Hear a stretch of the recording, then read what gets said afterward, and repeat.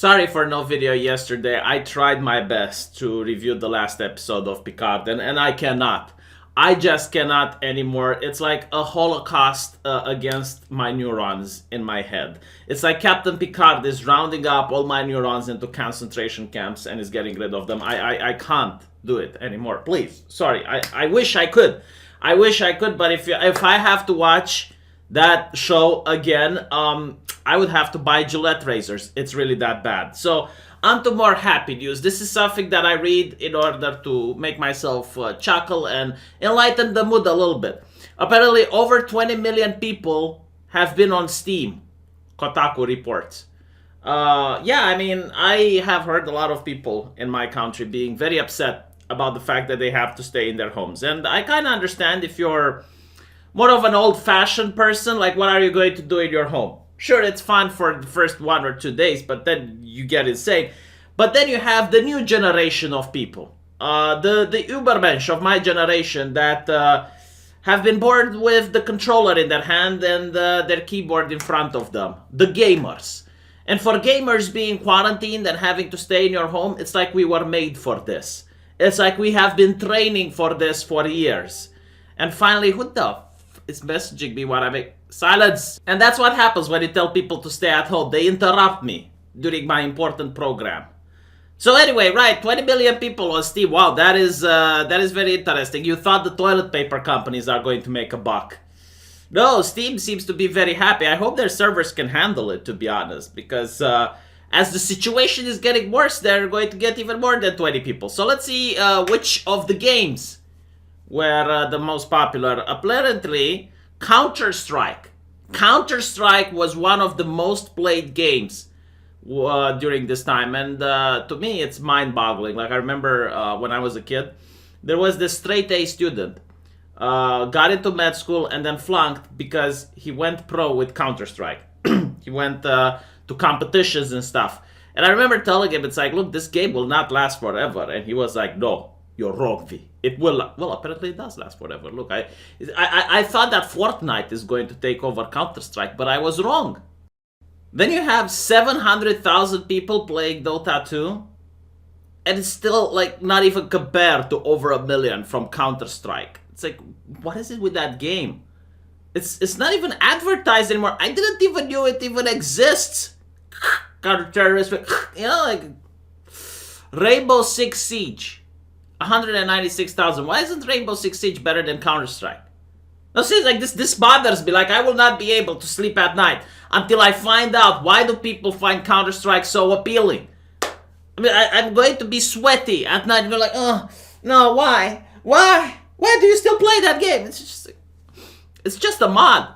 It's just a mod. Like, it wasn't even made by a AAA company. It's like Valve made Half-Life. And then some twat decided, what happens if we just make a mod that's like, GTA 5, 173,000 people. That is just insane. How much GTA 5 can you play until, like, you play the game, you finish it, why are you still in the game? What is wrong with these people? Do they not have phones to tell them that Red Dead Redemption 2 exists? Why are you playing an inferior game? Why can't you get on with the times? I don't understand. But anyway, right. So with that said, something else has happened. See, I'm giving you a bonus in this video. You thought I'm just going to get with the most played games. But another website, which I cannot pronounce because the algorithm, the YouTube algorithm is always watching, decided to spot an opportunity in the market.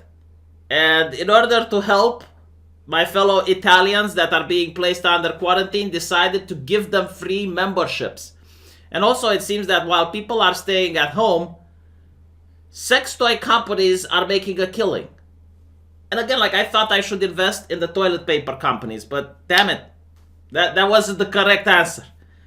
With millions of Italians in lockdown, the government takes measures to halt the spread of the virus. Some companies have spotted a growth opportunity.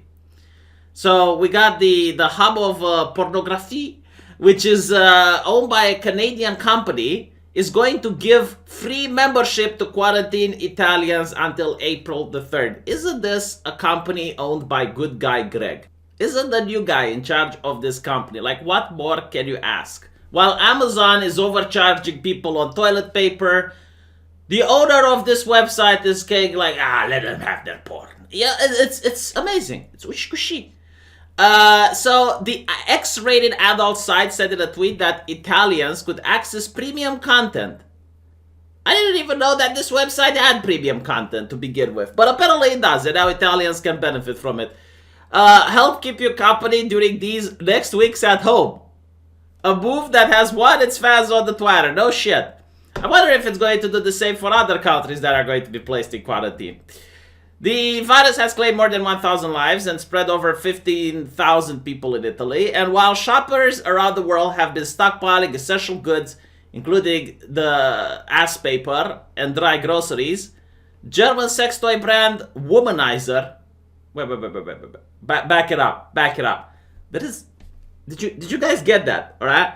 That is a German sex toy brand that is called the Womanizer. There's just out of this one. Like, can you think about it? Like, some guy actually wanted to make a company, and like, what would we call it, Stu? It's like, how about the Womanizer, sir? Perfect names too. The sales have also shot up. The company said its global sales in the first 2 months of the year were 50% ahead of the forecast, which is attributed to more demand from Italy, Hong Kong, the United States, and then Canada and Japan in particular. Why Japan though? Like, is it? I didn't think it's a problem with Japan. Many people and businesses are affected negatively by the virus, so they're going to screw themselves, I guess. It is a challenge for us as well. The numbers are therefore surprising. So we're going to notice an unfortunate increase in the price of sex toys. So if you haven't bought a sex toy by now, you're going to have to pay extra. With the prospect of long periods at home, either alone or with your partner, people are exploring new ways to make the best of the time available. That's it. I'm going to log on to Womanizer. I'm going to purchase something in it. When I show it to my girlfriend, I'll be like, I got this. Where did you get it from? The Womanizer. Let me know what you think, and I will see you guys in the comment section. And remember, stay healthy and be well. And if you can, share my video around. You'll do me a good solid, and I'll see you guys later.